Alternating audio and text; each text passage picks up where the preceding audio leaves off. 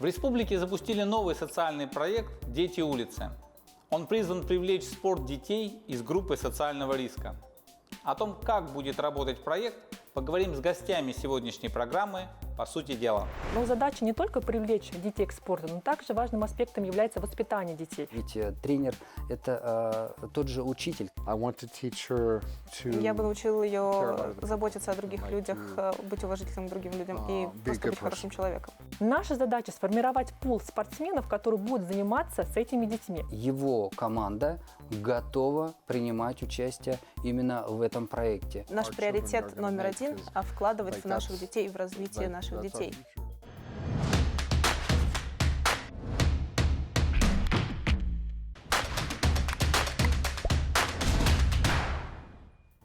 А начнем мы программу с беседы с идейным вдохновителем проекта «Дети улицы» Василием Зарабеловым. Приветствую, Василий, вас в программе «По сути дела» в Краун Плазе. Расскажите о своем проекте. Вы ведь автор проекта по детям из неблагополучных семей «Дети улицы». Мне часто приходилось посещать со службы «Семья» неблагополучные семьи. Это в Благовещенском районе? В Благовещенском районе, да.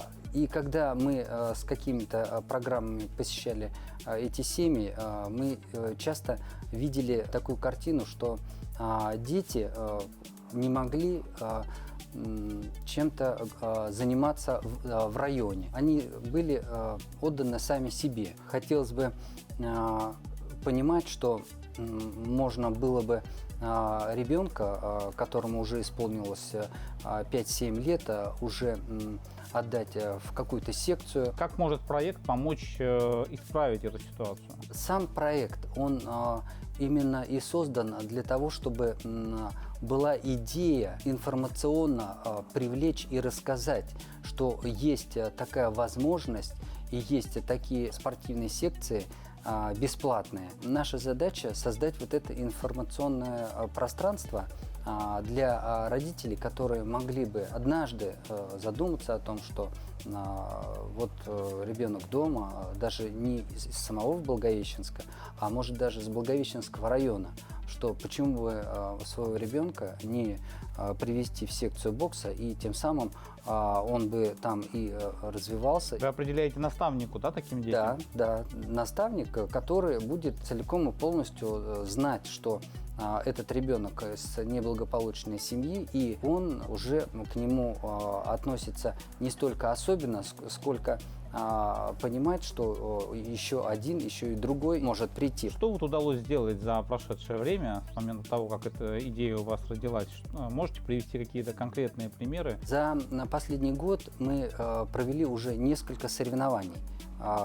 Удалось нам выехать на региональные соревнования. К какому виду спорта?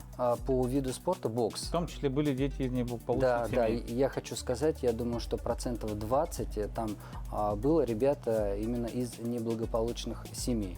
И должен отметить, что эти ребята, которые из неблагополучных семей, у них почему-то показатели даже лучше, чем даже у обычных. лучше, чем у обычных Но ребят. это, кстати, логично. То есть дети, которые вот все-таки в такой среде, они более целеустремленные, хотят доказать, более амбициозные, может быть, даже. Ну а тренеры, они должны обладать какими-то особыми навыками. Это все-таки трудные подростки. Тренеры есть. Один из тренеров у нас Камбулатов Сергей Михайлович, который воспитал уже не одного чемпиона, у которого есть уже и навык, именно и подход к такому ребенку, который может и подсказать, и научить, ведь тренер – это тот же учитель. Заинтересованность высказал в том числе Николай Валуев, а у него есть школа бокса.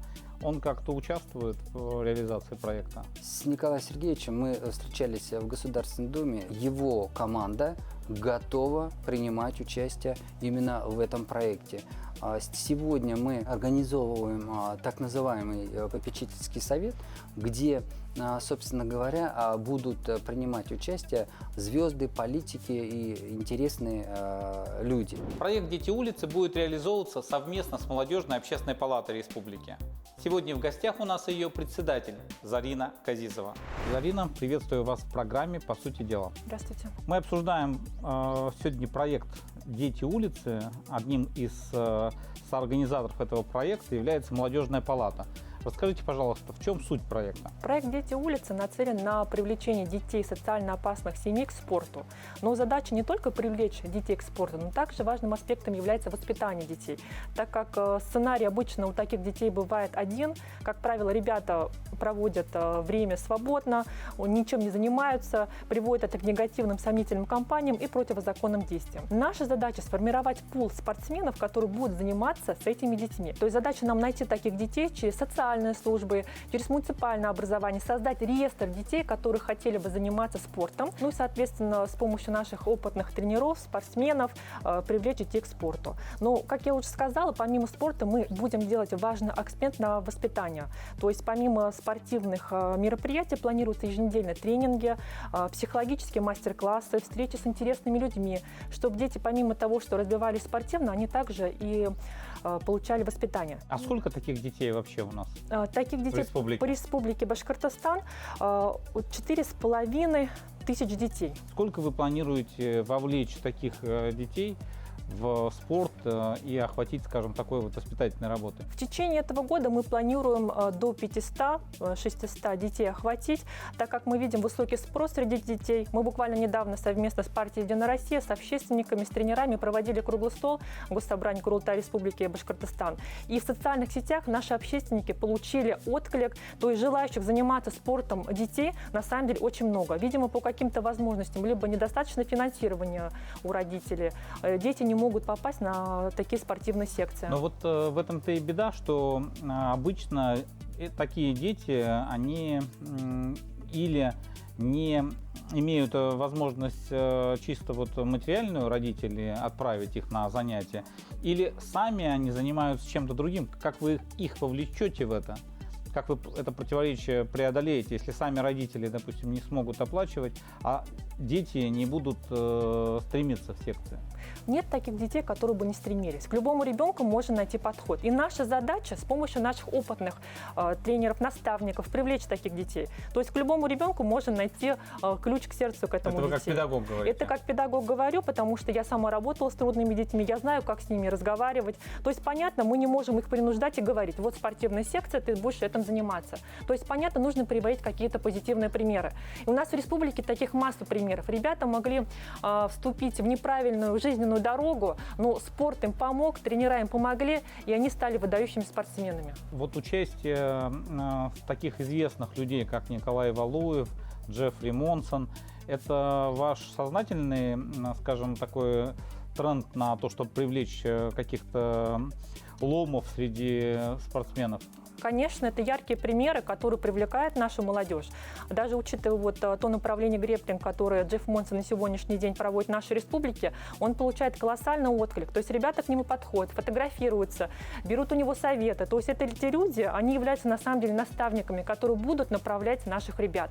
И мы планируем, ведь видите, как не только провести разово соревнования, да, разово их обучить, мы планируем их сопровождать, то есть оказывать заботу таким детям. И на протяжении определенного времени, когда мы поймем, что ребята уже не относятся к этой категории, что они не уйдут с пути истинного, тогда уже ребята будут уходить в свободное плавание. И мы планируем создать реестр таких ребят, которых мы будем вести, как я уже сказала, на протяжении определенного времени. Какие секции, школы, федерации уже включились в проект? Мы переговоры ведем со многими организациями, причем не только с федерациями спорта. Это представители общественных организаций, некоммерческих организаций, которые на сегодняшний день уже работают с такими детьми. Их на самом деле много. Мы получаем большой отклик. Мы буквально недавно начали этим проектом заниматься. Федерация тэквондо откликнулась, Федерация спорта, Федерация фехтования. Причем молодые спортсмены сами выходят к нам на связь и хотят заниматься с такими детьми и вести их по линии спорта. Найдется ли достаточное количество залов для занятий?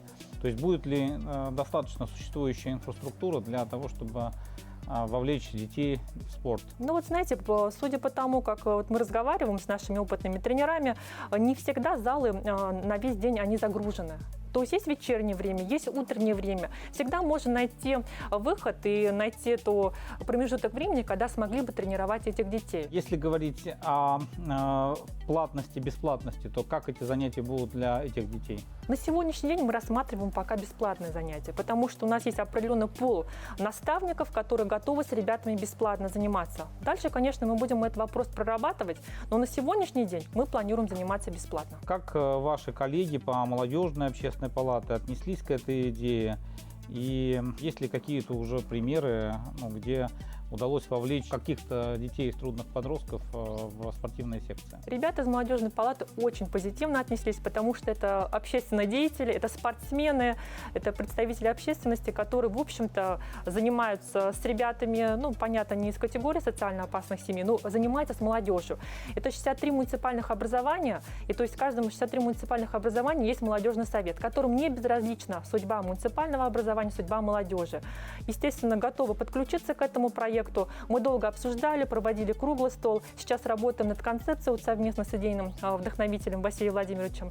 И мы планируем в ближайшее время провести рабочее заседание, и, конечно же, начать активно реализовывать этот проект на уровне республики. Тренеры, они должны быть какие-то особенные, они должны быть все-таки в том числе и воспитатели. Их вы как-то будете тоже готовить, обучать? Или, в принципе, вы будете выбирать из тех тренеров, которые есть уже сегодня? Пока у нас есть пул тренеров, которые готовы заниматься. То есть мы первоначально с ними обговариваем. То есть это не только должен быть спорт, это обязательно должен быть аспект воспитания. Иначе мы подготовим сотни, как я первоначально говорила, 500 спортсменов, которые будут готовы заниматься борьбой, к примеру, грэпплингу. То есть в первую очередь мы воспитываем, и, соответственно, занимаемся спортом. Одно без другого существовать, в принципе, в нашем проекте, как мы предполагаем, не может. У нас такая рубрика с этой передачи. Мы так задаем неудобный или неожиданный вопрос. Впереди выборы в Госдуму. Вы хотели бы в них участвовать? Как представитель молодежной организации, представитель молодежного сообщества, конечно же, я планирую попытать свои силы и принять участие в выборах в Госдуму. Это была Зарина Шахкетовна Газизова. Она планирует принять участие в выборах в Государственную Думу и является оператором проекта «Дети улицы».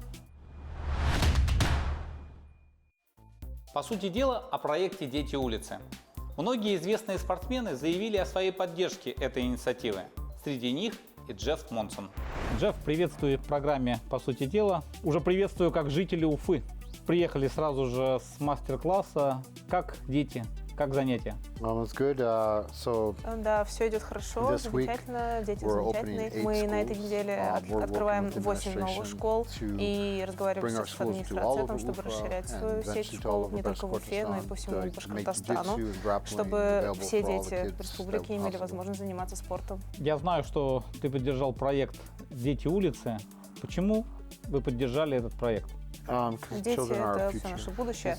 От их решений, которые они делают, зависит то, каким будет наше будущее, как будет развиваться спорт, как будет развиваться образование. Если они будут делать правильные решения, значит, и будущее наше будет светлым. Если они будут делать плохие решения, значит, и будущее наше будет соответственным. Поэтому наш приоритет номер один – вкладывать в наших детей и в развитие наших детей. Это не важно, есть у вас дети на самом деле или нет, потому что это общество, оно должно работать вместе.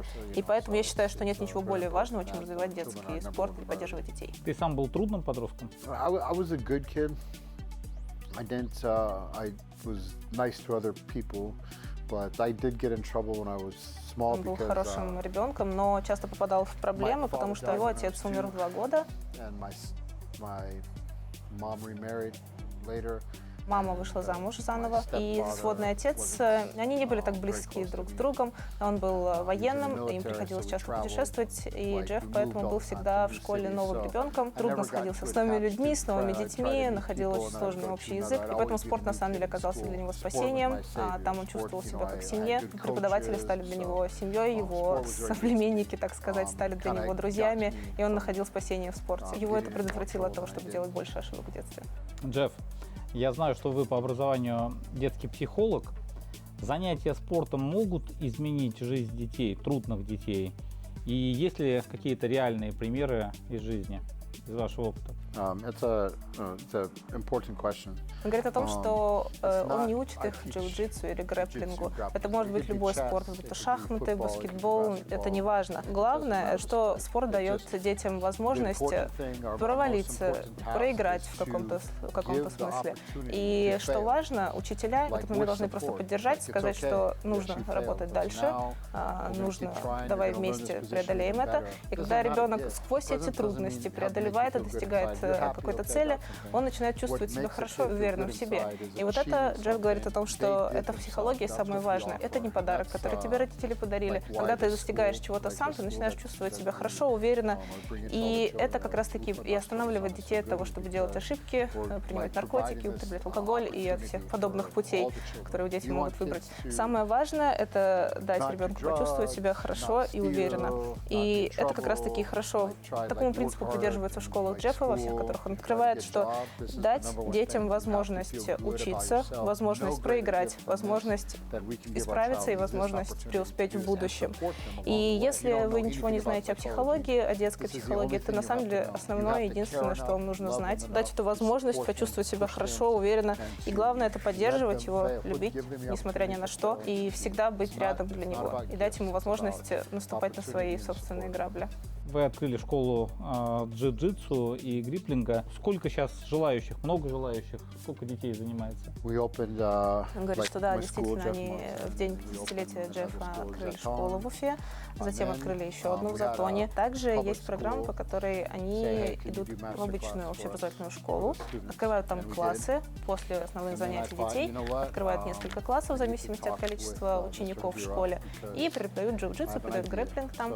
И, собственно говоря, поэтому Джефф Монсон уже говорил об этом с Хабиром, и Раиль Фаритович согласен с этим. Они хотят продолжить такую практику, приходить в общеобразовательные школы, предлагать открыть на базе их школы свою школу джиу-джитсу и грэпплинга, и после занятий, чтобы дети могли заниматься. Родители многих детей не возвращаются домой ровно в 4, ровно в 5, когда заканчиваются школьные уроки. А таким образом они смогут оставаться в школе, заниматься полезным делом, и родителям легче, они смогут забирать их вовремя. Например, такая школа есть уже в Деме, такая практика уже ведется. Джефф сам туда приезжает несколько раз в неделю, но там также преподают его преподаватели, и они планируют открыть еще 7 таких же школ. Очень много детей, и их цель на самом деле в том, чтобы такие школы, такие секции открывались на базе многих школ в Башкирии, не только в Уфе.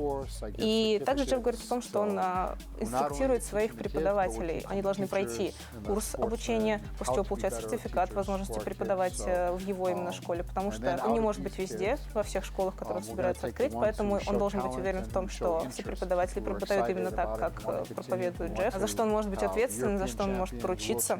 И поэтому это происходит периодически, это все бесплатно. Периодически, чтобы повышать квалификацию, например, он обучает своих учителей, скажем так, то есть он не только преподает детям, он еще и обучает спортсменов взрослых, которые будут преподавать впоследствии у него. Также главная цель, на самом деле, среди всех вот этих вот секций, среди всех детей, которые посещают эти секции, их цель — находить таланты, находить тех, кто преуспевает особенно хорошо в этом виде спорта, и создать команду, национальную команду Башкирии, которая в будущем будет выступать на межрегиональных, на дальше всероссийских и так далее, уже на международных. То есть их цель — найти таланты, создать сильную команду, выступать на международных соревнованиях, что, собственно, позволит, и Раиль Фаритович, кстати, с этим согласен, с этим планом, чтобы грэпплинг и джиу-джитсу стали национальным спортом Башкирии, чтобы наши спортсмены возвращались сюда с медалями. И это тоже, кстати, поможет создавать такой пример хороший, положительный детям, и они будут видеть, как взрослые уже спортсмены возвращаются с медалями и будут все больше и больше хотеть заниматься спортом. В Башкирии это хорошо и для Уфы, и для Башкирии, и, в принципе, для вообще развития страны. Был случай, что вы что-то написали на Капитолии, и вас потом наказали. Расскажите об этом. I eventually became very political after university because I was a fighter. После университета Джефф занимался спортом, путешествовал по миру, и когда он был в благополучных странах, все было замечательно, в отелях, еда, прекрасная обстановка, замечательно, но также ему удалось побывать в таких странах, например, как Бразилия, Филиппины, а даже в некоторых других частях Америки, и он увидел, что там есть бедные люди, что часто людям этим не хватает денег, и они выживают, буквально говоря. И он увидел этих бедных людей, и тогда он понял, что он всего лишь борец, он, можно сказать, создан, чтобы развлекать людей. И без него, грубо говоря, мир может обойтись. А люди, такие как врачи, учителя, они просто выживают. И он видел огромную несправедливость в этом мире. и понял, что ему нужно что-то сделать. В это же время, когда он возвращался в свой дом, в свой родной город, который находится возле моря, и он увидел, как правительство США отправляет очень большой запас оборудования военного в Ирак. Тогда правительство США говорило, что там идет война, и нужно, и что Ирак представляет угрозу для правительства США и вообще для всей страны, что на самом деле было неправдой. И единственная причина, почему отправляли туда оружие и технику военную, была нефть. Это была единственная причина. И люди бастовали, потому что они понимали, что только для этого тратятся огромные деньги. Тогда в его родном городе люди собрали 15 тысяч подписей о том, чтобы прекратить поставку оружия и техники в Ирак. Но правительство сказало, что нет, нам без разницы, они продолжили это делать. И тогда Джефф решил, что нужно показать людям, что есть те, кто против этого, поэтому он пошел к зданию Капитолия, написал там «Прекратите войну, мир во всем мире», за что попал в тюрьму на 3 месяца. Также ему нужно было заплатить огромный штраф. Но он признается, что он бы сделал это заново, снова, если бы ему пришлось, потому что он не жалеет. И говорит о том, что он сделал, было правильным. И если бы он этого не сделал, он бы жалел всю свою жизнь. В этом году выборы в Горсовет, вы были депутатом Красногорской думы. Нет планов пойти в Горсовет Уфы? Сейчас нет. Может быть, позже. Я депутат в Красногорск сейчас, потому что it's a long history, but people Джефф говорит, что он продолжает помогать в Красногорске, он до сих пор является депутатом в Красногорске, и главная основная его задача, которой он там работал, это проблема недобросовестных застройщиков, которые получили деньги от людей и скрылись. Таких случаев было несколько в Красногорске, Джефф продолжает помогать этим людям. Недавно Владимир Владимирович Путин издал закон, по которому деньги не идут сразу к застройщику, деньги получает застройщик только тогда, когда дом сдан. Поэтому это очень хороший закон, он поможет многим людям, но до издания этого закона, естественно, многие люди попались на такую ловушку, на недобросовестных застройщиков, мошенников. Люди отдали свои деньги, дом недостроен, они не могут, у них нет жилья. Mr. Putin made another good law that said like the government will help. И поэтому был также такой закон, по которому обещали помочь всем дольщикам, всем жильцам, которые так и не получили свои дома, свои квартиры. Но понимаете, что это очень сложный процесс, найти другого застройщика, разобраться со всеми юридическими вопросами. То есть это не так просто, и поэтому это длится уже конкретно в случае в Красногорске, это длится уже 3 года. И Джефф говорит, что он будет оставаться депутатом в Красногорске, пока именно эти проблемы, именно эти случаи не будут решены. Как успехи в русском языке? Русский трудно язык. Я практикую каждый день. У меня есть помощник. Я пытаюсь, это очень важно, я пытаюсь, я не знаю, меня нет навыка, когда я не знаю, 100 людей говорят. So, я хочу, знаю, я хочу communicate. Общается. Общаться с людьми в Уфе, Башкортостан. Дети понимают вас? Дети понимают, understand? Да, я понимаю некоторые